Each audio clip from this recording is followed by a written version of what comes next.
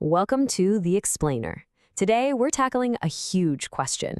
Where do our laws, the rules that pretty much shape our entire world, actually come from? No, seriously, have you ever really thought about it? I mean, the rules for, well, everything, from traffic lights to contracts, they didn't just pop out of nowhere, right?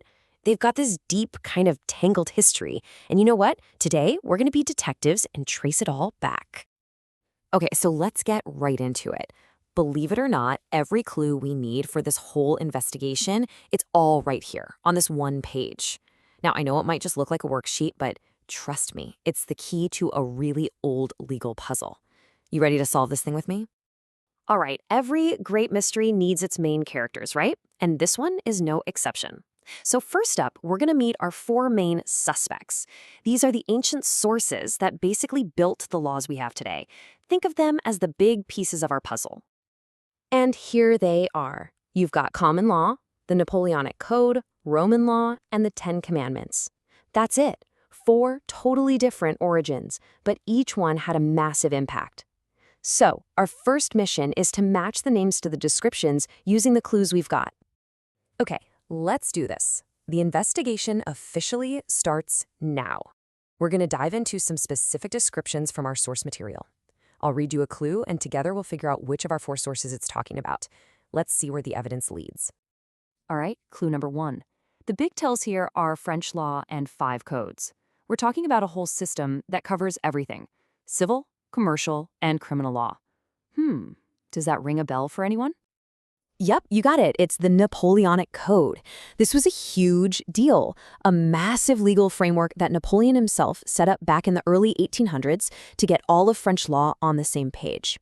Okay, boom, one puzzle piece down. Okay, on to the next one.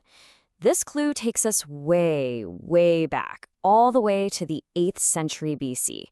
It's talking about a mix of custom and judges trying to figure out the will of the gods.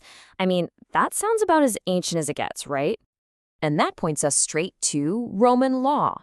This stuff was literally the foundation of law for the entire Roman Republic and Empire. And what's super interesting here is that it shows you how early on law was all tangled up with religion and what was socially acceptable. It wasn't just about what was written down. All right, clue number 3. This one's described as being the basis of all Israelite legislation. But get this, the ideas in it weren't just for them. You can find similar principles in the laws of a bunch of other ancient cultures too. And of course, that has to be the Ten Commandments. It's so much more than just a religious document, right? It was a fundamental code for morality and law that has shaped legal thinking for thousands of years. Okay, 3 down, just 1 left. So here's our last clue. This one evolved from tribal and local laws in England. And the game changer was when they created centralized courts to build one single system of laws for everyone. This definitely sounds like something that grew and changed over a long, long time. And that, my friends, is common law. This is the bedrock of the legal systems in places like the UK, the US, and Canada. See, unlike a code that's written all at once, this system is built up over time, case by case, decision by decision. Every ruling creates what's called a precedent that other judges have to follow. And just like that, puzzle solved. So, we've figured out our 4 sources. Awesome. But how well do we really get them? I think it's time for a little rapid fire round. I like to call truth or legal fiction. We're going to bust some myths and make sure we've really got this stuff down. First one, true or false? The 10 Commandments are mostly just about morality. Is that their main gig, or is there more to it? What do you think? That is true. Our source material says it right there. They're based on moral standards of behavior. So yeah, while they definitely work as laws, at their heart, they're a moral code. And that's exactly why they've stuck around and been so influential. Okay, next up, true or false? The Napoleonic Code was a big deal, sure, but its influence basically stopped at the French border. Oh, that is a big, fat false. No way. The Napoleonic Code was so smart and so logical that it went viral, basically. It spread way beyond France. I mean, look at this. It became the model for laws in Quebec, in Louisiana, in the US, all over Europe, Italy, Spain, and across a ton of Latin America. Its impact was absolutely global. Okay, this last one's a little trickier, but it really gets to a core difference in how legal systems work. So true or false? Early Roman law and common law are pretty similar because they're both built on past court decisions. And the answer is false. This is the key difference right here. Common law is all about precedent. What a judge decides today becomes the rule for similar cases tomorrow. But early Roman law, that was based on custom and what a magistrate thought was right for society. It wasn't about strictly following what some other judge said before.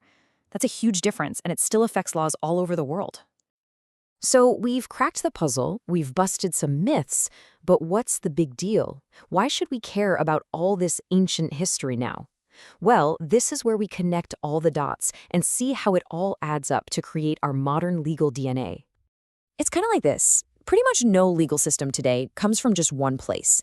They're all a mix, like a recipe with ingredients from all these different time periods. You get a little Roman law over here, a huge helping of common law over there, and it's all seasoned with the moral ideas from the Ten Commandments. And that's really the main takeaway, isn't it? The law isn't some static thing carved in stone. It's a living, breathing system.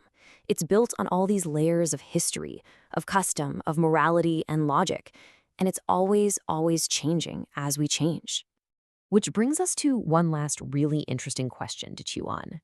When you look at these old foundations, custom, morality, precedent, or written code, if we had to create a new source of law today for our world and the future, what would its most important principles be? Just something to think about. Thanks so much for digging into this with me on The Explainer.